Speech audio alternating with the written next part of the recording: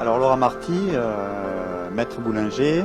Je m'appelle Thomas Nico, j'ai 26 ans, j'ai repris la boucherie de la Madeleine il y a un peu plus d'un an. Damien Ginesté, pâtissier à Lombers.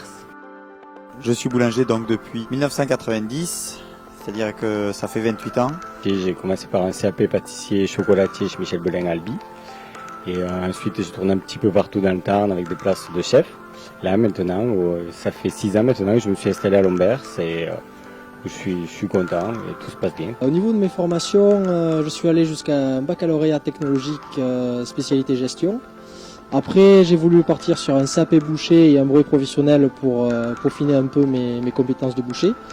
Et pour avoir une vue générale du métier, je suis parti à Paris faire un CAP d'un an charcuterie traiteur. J'ai fait ma formation dans une boulangerie de campagne à Villeneuve-les-Lavaurs, chez monsieur Joseph et Paul Cazenave. J'ai obtenu mon brevet de maîtrise en 2000. J'ai travaillé chez 6 ou 8 artisans. Depuis, j'ai été formateur à la Chambre des métiers et j'ai été boulanger conseil pour un moulin. Rigueur, Du cœur, Faut pas avoir peur de peu dormir. soin la générosité Proximité avec les clients, vraiment le côté commerçant, quoi. et passion. et de la passion. Si vous n'avez pas la passion, laissez tomber, partez sur autre chose. Mais de faire plaisir aux gens, parce que tout d'abord la pâtisserie c'est un plaisir, c'est la gourmandise et voilà. Et avec le retour des clients qui sont contents, qui trouvent ça bon, c'est rien de plus beau, quoi. Ce qui me plaît, c'est faire plaisir aux gens, d'abord. En fait, pour apporter tout ce plaisir gastronomique qu'il y a dans le pain, ces échanges d'arômes, de produits sucrés, de produits salés. Alors les avantages qu'on a avec le métier, c'est numéro 1 le contact client. Et est-ce que le client est satisfait? Et s'il est satisfait, c'est vraiment très positif pour nous. Ensuite, il y a le fait de travailler avec des gens qui ont envie.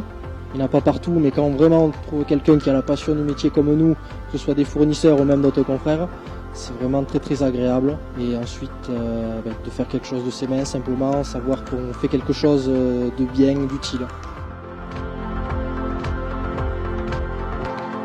Le maximum local qu'on a, par exemple, pour tout ce qui est œufs, on les prend sur une ferme qui est du côté de Groyer, les fruits et quelques légumes quand j'ai besoin, une dame qui est sur Cabanès, dans la mesure du possible dans le Tarn. Après, il y a des choses que l'on ne trouve pas à proximité forcément. Alors effectivement, j'essaye de privilégier les locaux. Par exemple, mon bœuf, je vais le chercher à Saint-Gauzens. Dans la volaille, c'est un peu plus délicat à trouver, mais on essaie de passer par des coopératives locales. Le porc, c'est vraiment du coin. Oui, j'essaie vraiment de travailler. Après, sur certains produits, malheureusement, on ne peut pas tout faire. On ne peut pas travailler que sur du local, donc il faut voir un peu plus grand. Surtout pour les fournitures traiteurs. Mais bon, après, on essaye vraiment de travailler au plus près pour faire vraiment fonctionner la région. Alors mes fournisseurs, je les choisis justement, j'essaye de rester au maximum local et favoriser les circuits courts. Je travaille avec un agriculteur où je fais semer les variétés de blé que je souhaite avoir dans mes farines. J'ai quand même le souhait de un peu imposer mon produit. Comme un restaurateur fait son assiette et propose dans son menu son assiette, on la prend, on la prend pas. Dans ma boulangerie, j'essaye d'apporter et de pas me laisser imposer une mode ou quoi que ce soit. Je me forme énormément, je vais voir beaucoup ce qui se fait à côté, mais les produits sont identifiés à mon expérience et à ma volonté. On évolue avec les gens, comme on dit, parce que voilà, au jour d'aujourd'hui, il y a une grande part de snacking dans les boutiques, en boulangerie, qui se développe vachement. Puis la pâtisserie, ben voilà, à la saison, comme actuellement dans les pièces montées pour les communions, on va arriver sur les mariages. C'est à chaque saison son évolution de la boutique.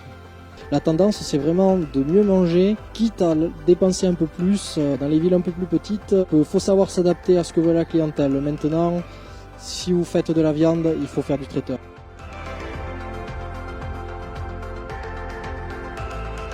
Si une personne devait se lancer dans le métier, ce serait de voir le plus de choses possible. Fais-toi plaisir.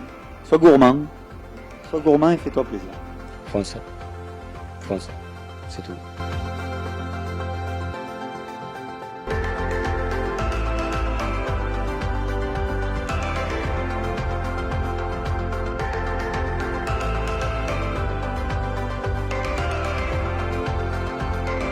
C'est un métier qui évolue tout le temps, qui change tout le temps et où il y a plein de choses à découvrir. Ces 3 mots.